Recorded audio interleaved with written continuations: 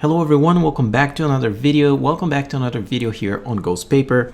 And for today's video, we're actually going to take a look at the power of layer masks.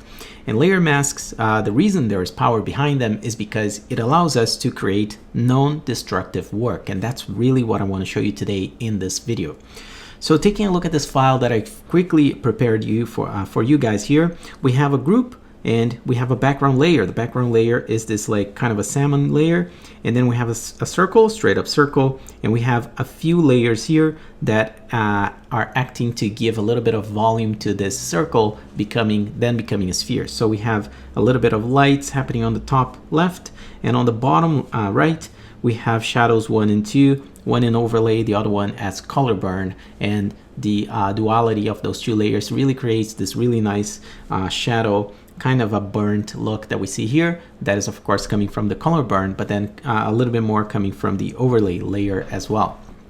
So the first challenge that we see here, say like we have this surface, but we actually want to make a mask. We want to cut holes, or we want to take a little piece out of this, but we have multiple layers. And the first challenge that we have within this situation is that I can't just like click here on the group and add a layer mask, because really the group only allows us to rename the group name, flatten it, to merge down and combine down. And all of these options here at the bottom are going to do what I call it destructing the work. The original layers, you won't be able to actually do anything to them if you merge them into one layer by flattening it or merging down like as many times as you need until you can finally put a layer mask. Let's just say that the challenge here is that you want to keep those layers live, because down the road, maybe you don't want to have highlights anymore. Or maybe down the road, you don't want to have the two shadows, but just one.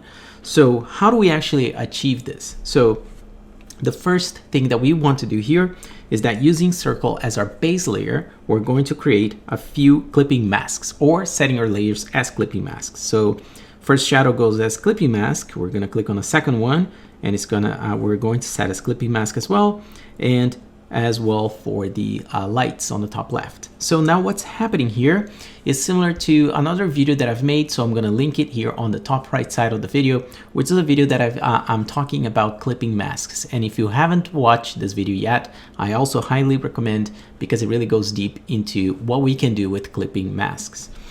So now that we have these three layers, there's a bit of a chain reaction happening where the lights that are going here on the top right are following the shadows, which then consequentially follow the shadow 2, and then they all go down to the circle layer.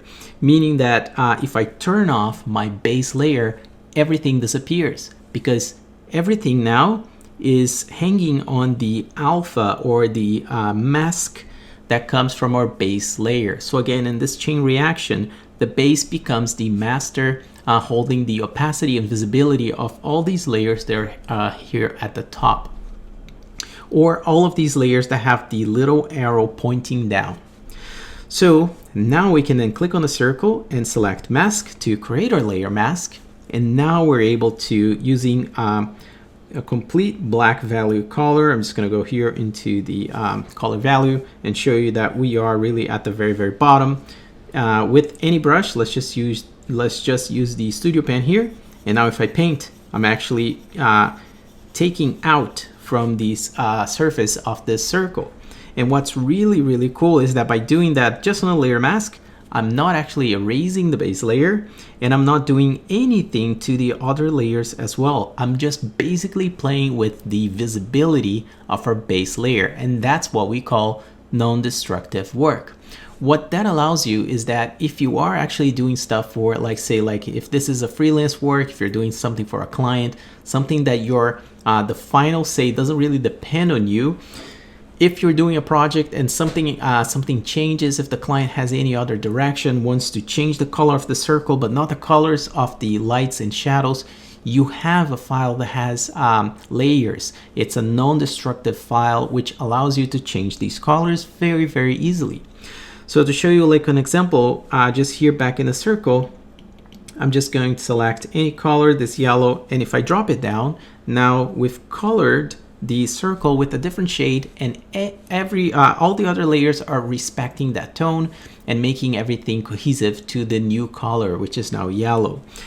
So it's much easier to actually work this way than to say, like, if everything was merged, I would actually have to go into hue saturation, and I would have to like be fiddling with these values here, trying to find the yellow, the exact yellow. Whereas, for example, once again, if this is some freelance work and the client sends you the exact value of yellow, you can simply punch those values here, get the proper value, and then just drag it on the circle, and the job is done.